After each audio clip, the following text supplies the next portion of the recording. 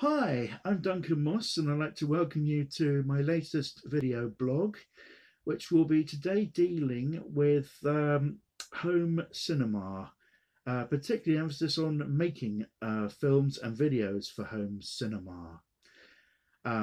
People think that home cinema is pretty recent, but you'd be surprised to know that it goes back to pre-First World War.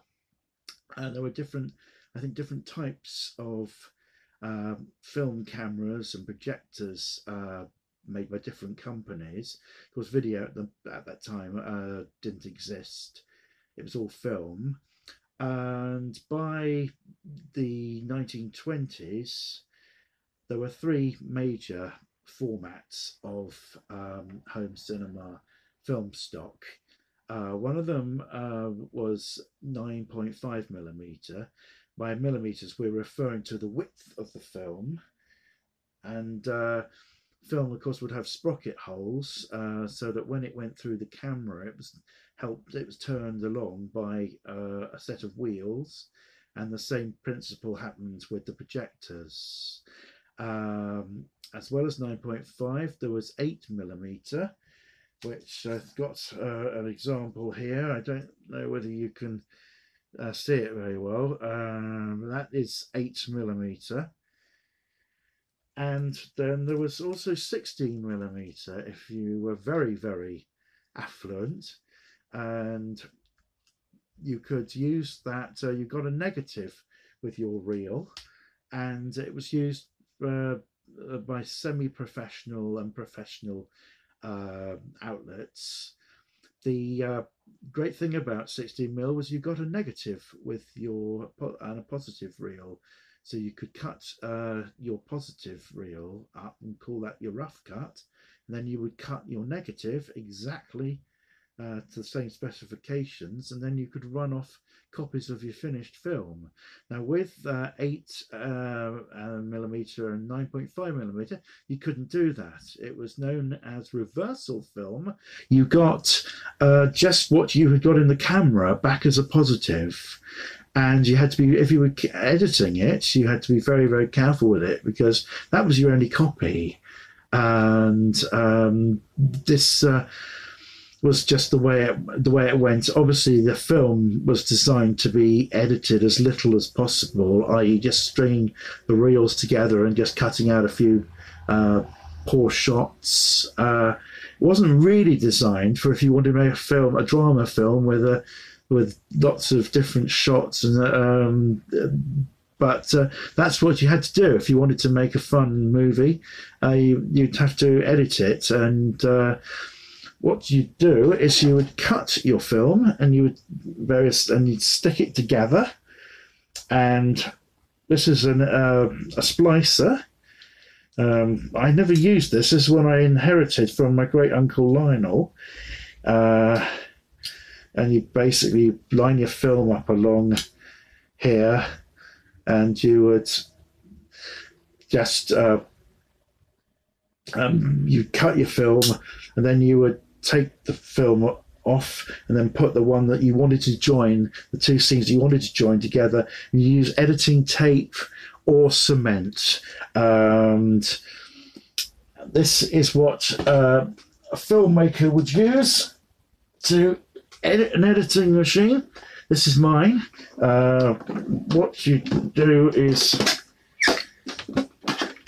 you'd have your film on one reel and throw it through. I'm probably going the wrong way, actually. I'll go this way, and you could watch it on the monitor, and you could see what scenes you were doing. If you cut a scene that you wanted for later use, you'd have to be very careful. You cut it and probably put it in a tin or somewhere where you know where it was. But you actually physically cut the film, which was great fun. But have to be very careful, because if you cut at the end of the scene, sometimes you'd have to trim it to make where the actor has, is off out of character. And there's a little button you could press where you could dent the film and know exactly where to cut. But I was talking to a friend of mine sometime, and he said to me, you mean you actually cut the film?" And because he was using video, and I said, "Yes, you physically cut it." And he said, "Oh, that must be difficult." And I said, "Well, yeah, it wasn't easy, but it was a lot of fun."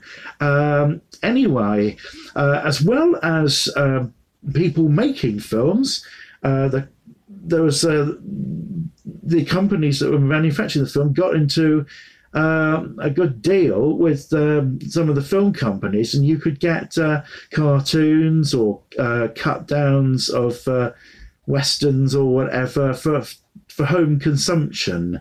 They tended to be the cartoons tended to be in their entirety because they're only about 7 minutes long, but the films tended to be cut downs of feature films, and they were great fun.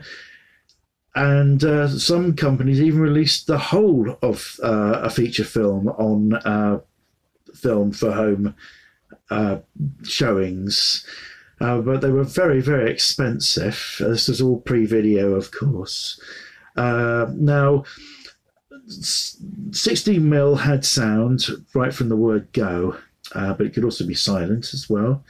And 9.5, they were planning to do a sound format for it, but the Second World War got in the way. And really by the end of as the Second World War ended, really 9.5 was really dying, sadly. 8mm still as healthy as ever. Until one day, if we fast forward to 1965, Kodak came up with a new 8mm film. It's called Super 8, and it had a smaller sprocket hole than the earlier 8mm, so that they could have a bigger frame, and that meant a better quality picture. And a lot of the people who've been using the old 8mm for 30, 40, maybe more years were quite annoyed about this new format, because they thought they might have to pay hundreds of pounds converting to the new equipment. And obviously people who were new to home cinema were going to go for Super 8 because it was just it was easier to load as well in the camera. And basically there was I think there was a lot of frustration in the industry, but what the old 8mm was called was now to refer to as standard 8, and it wasn't as easy to load. That's one of the reasons why a lot of people like Super 8. Standard 8, it was 1.5 minutes of film. Then you had to turn it round, the cartridge round in the camera, and then you went back the other way, and then you got your second 1.5 minutes. And when it went to the developers, it was a 16mm width film, and it was cut down the middle, so very fiddly. Whereas Super 8, you just loaded your cassette into the camera, and you went off 3 minutes, and then took it out, and then put your next one in. By 1975, 10 years after Super 8 had hit the shops, Kodak was still developing more standard 8 than they were Super 8. And this is a good year, 1975, because 5 very frustrated lads in the summer holidays, myself, my brother Jimmy, and 3 lads who lived next door, 3 brothers, Adam, Giles and Dominic Masters, were very bored and frustrated, and we, with the summer holidays, we sort of run out of things to do. And I don't know how we got into the conversation, but it came to the idea of making our own movie. I think I might have said something like, someday it'd be great to make a movie. And I think then suddenly was, well, we could make a movie. And we had a long think about what kind of picture we would like to do. if we were able to do it. And because we had all lived, grown up with Escape from Colditz and 633 Squadron and all of that, all these old war movies and dramas, we decided to make a movie about the Second World War. And I was asked to write the script.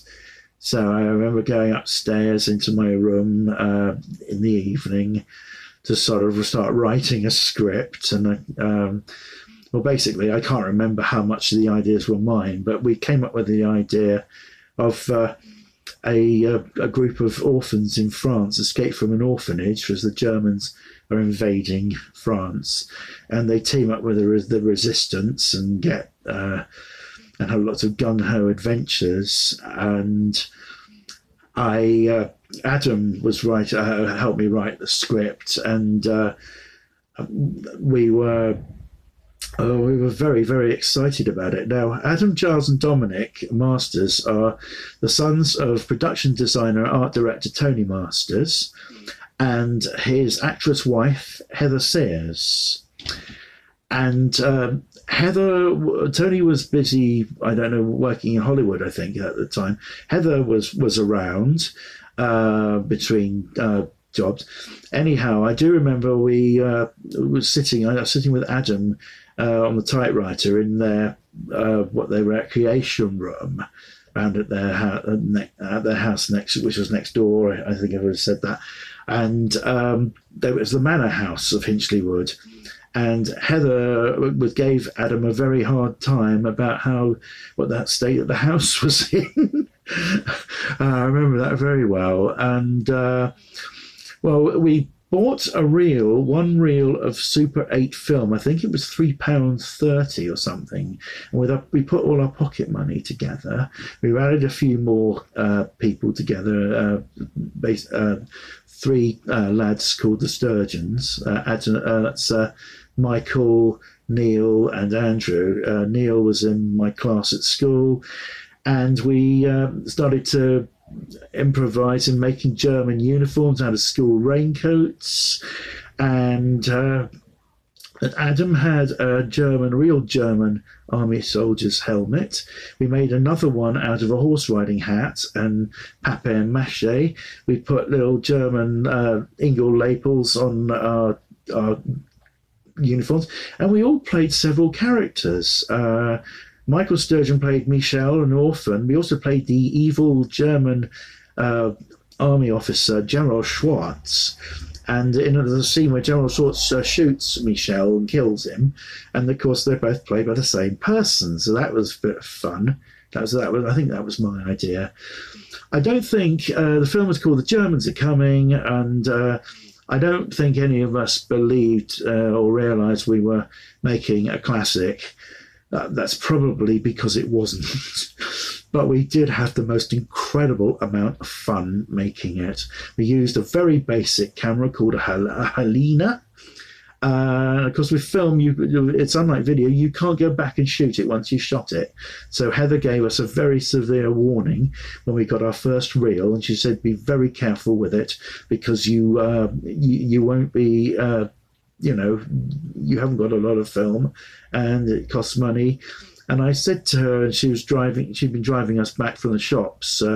I said, "Don't they sometimes do more than one take with a film?"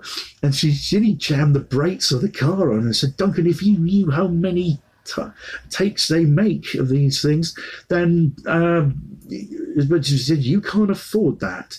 So we said yes. So we started shooting, just doing a few preliminary shots of people dressed up as Germans, and then we went on holiday. My brother and I, and other holiday people went on holiday as well. So we couldn't resume filming until the term started, and. But the film, eventually we used up 4 reels of film. We went straight through into the new year, 1976, and had our premiere of the film round at the Woodlands House. And that was on the 2nd of April 1976, the same day that James Callaghan took over from Harold Wilson. And we went and carried on making movies for the next 5 years, and a couple of them we're very proud of. Murder at the Manor, Missing Inheritance. They were made in 1980 and 1981 respectively. And one that I'm very, very proud of called The Zombie Cometh, which was made shot in late 77 at Christmas, and then edited together and finished in March 1978. I'd been watching all these Universal horror movies during the summer. The BBC had put them on in the UK. I hadn't seen all of them, but I'd seen quite a lot of them, and I really, really enjoyed them. And The Zombie Cometh was basically a love letter to the Universal films. And a lot of the Universal films were released in certain formats on 8mm. And I've got here, and if you were going to get anyone on 8mm, this is on Super 8, it had to be this one. Frankenstein Meets the Wolfman, with Lon Chaney Jr. as Larry Talbot the Wolfman, and Bela Lugosi as the Frankenstein monster. He was offered the part of the monster in 1931 and turned it down. And then there's the Super 8 film, Bela Lugosi, and in 1943, he couldn't be so choosy about his roles, and he was offered the part again. Yeah, this is in Frankenstein Meets the Wolfman, and he accepted. And Hollywood makeup artist Jack P. Pierce was very, very busy because he had both one Wolfman to make up and two Frankenstein monsters, because Bela was I think he's in the mid-60s at the time, and it involves a lot of physical exertion. So stuntman Eddie Parker, I think, filled in for him in the bits where it was physically in the fight, for some of the bits in the fight scene. So there were two Frankenstein monsters and one Wolfman, and with some fantastic editing. There was that I presume, because I haven't actually seen this Super 8 version yet, I presume the emphasis will be on the fantastic fight at the end in the laboratory. Great fun, a real great movie for young people to watch. Because it's a real popcorn picture. No one really gets hurt, and there's even a couple of musical bits in the cinema version, which is on TV quite a lot. Anyhow, Adam Giles and Dominic went on to make movies in the real cinema, and I'm very, very proud of them. And they're all three doing very, very well. Adam as an editor on TV, Dominic as a supervising art director, has worked on several Kenneth Branagh movies, including Belfast and Murder on the Orient Express. Giles is working for Paramount out in Hollywood, and it always gives me the greatest pleasure to see their names coming up on the screen. I hadn't got a movie camera, so when I made The Zombie Cometh, I borrowed a camera from Heather, and which was very kind of her to lend it. And this is a Bell and Howell camera, much better than the Helena one we used for The Germans Are Coming. And because I hadn't got a camera, I did have a tape recorder, so I did some audio scripts just because I hadn't got a camera. And I got my camera in when I got some money in 1979. I got my own camera. I already got an editing machine the year before, so I could watch The Zombie Cometh on winding it through on the editor. And I used to show my friends that on the editor because I didn't have a projector. But I got my own camera, and that's when I started making films. And after Adam Giles and Dominic had, we sort of stopped making films together. I made a few more with friends, that Wonder Wally, I'm quite proud of. I'm also very proud of the Romanian picture that I made in 1992. And I made really by then a video was taking off in a big way. It had really started in 1985, getting really popular. That's basically because the major retail chains were decided to really let Super 8 fall by the wayside, and they were coming up with really good deals. So people were going out and buying the cameras, which were several £100, but then you got the advantage was with video, you got an hour of film as opposed to 3 minutes on a reel. The cine cameras, the Super 8 cameras, were much cheaper than a video camera, but really the people were concentrating on video, making films of people's weddings and stuff, and 9-hour pictures, and because that was the great thing about Super 8, because it was expensive film. You were very careful about how much you only took what you needed to, and when I started working on video, I filmed like as if I was using film, i.e. only taking what you needed to do. And I'll just show you this. This is my Super 8 projector. Sorry, camera. Sankyo, absolutely lovely camera, beautiful quality, and I think it still works. Take that. There we go. Just beautiful. And you just open it up, and there we go. We put the film in there, and now eventually I got myself a projector, and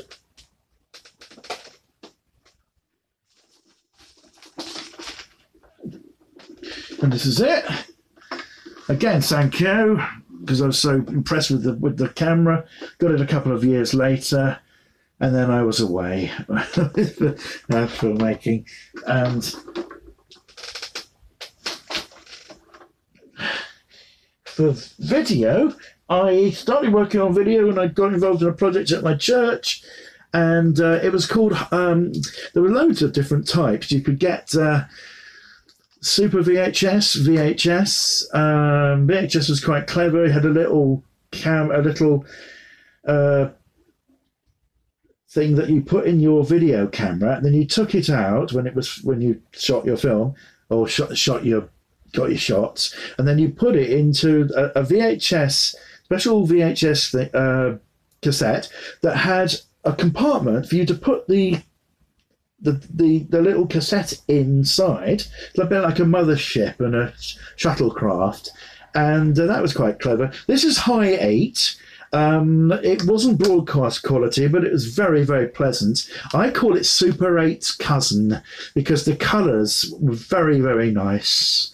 They were very nice quality, and of course you can't cut video. Well, you can if you've got the right equipment, but it's very, very expensive. So what you did was I got myself a high 8 deck with a VHS, because everyone's still using VHS, with a VHS deck as well, and I could shoot my movies and edit them, not brilliantly, but edit them cut out, but quite pleasantly.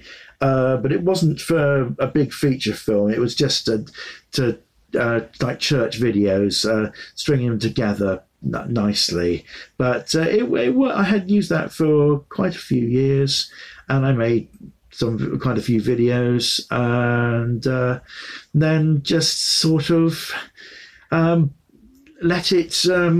I got other things came along in my life, so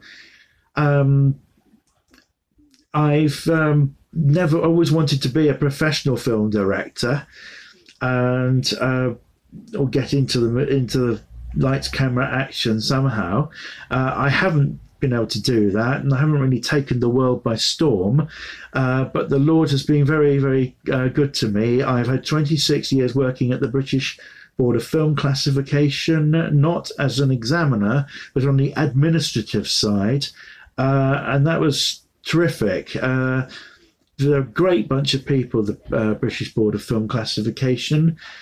James Furman, who was my boss for a number of years, said that we are the most strictest boards. We're one of the strictest boards in the world.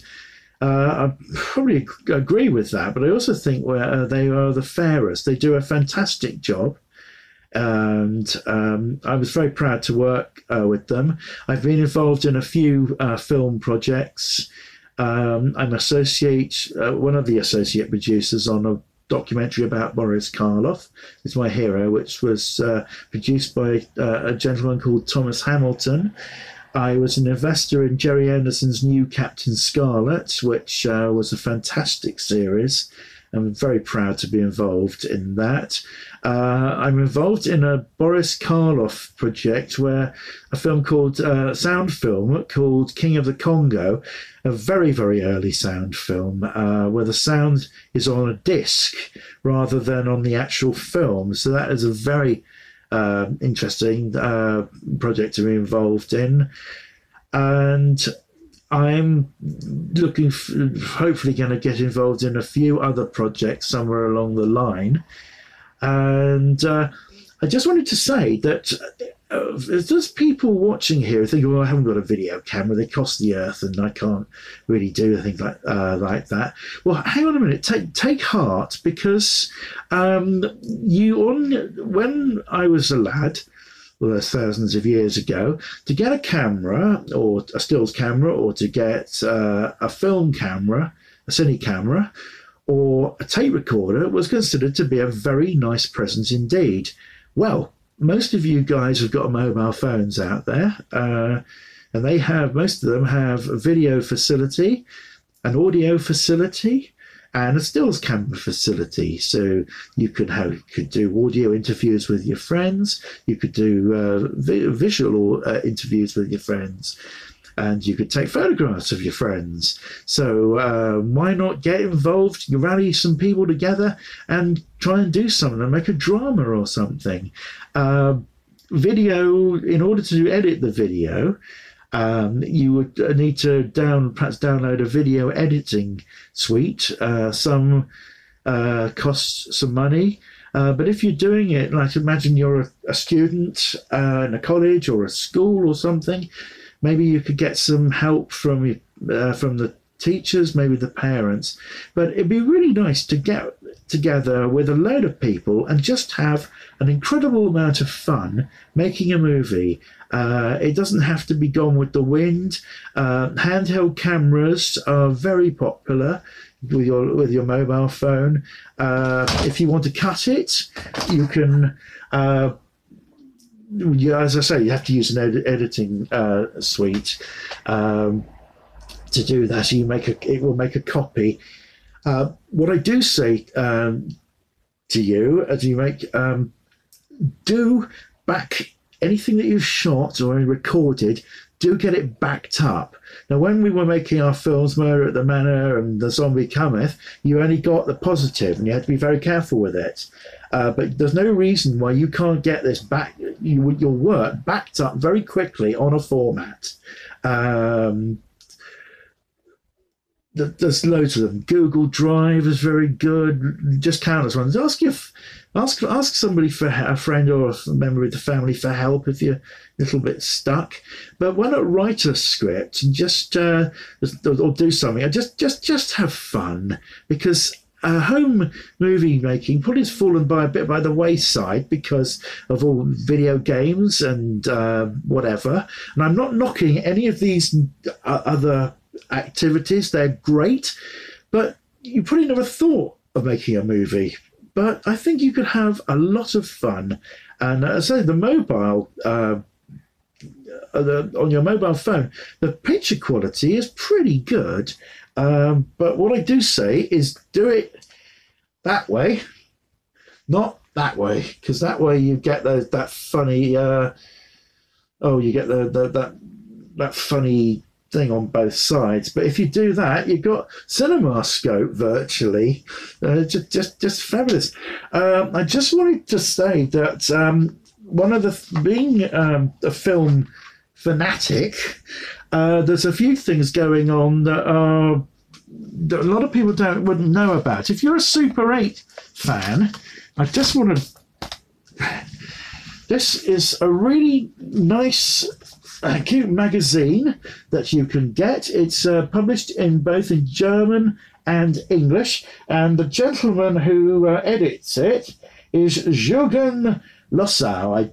Forgive me if I've pronounced that wrongly, but that comes out quarterly. And I'm sorry, Jürgen, I bought one copy. I'm very impressed. I'm sorry I haven't been able to keep up with the issues because of one thing and another. And this beautiful book, Super 8: An Illustrated History by Danny Plotnick.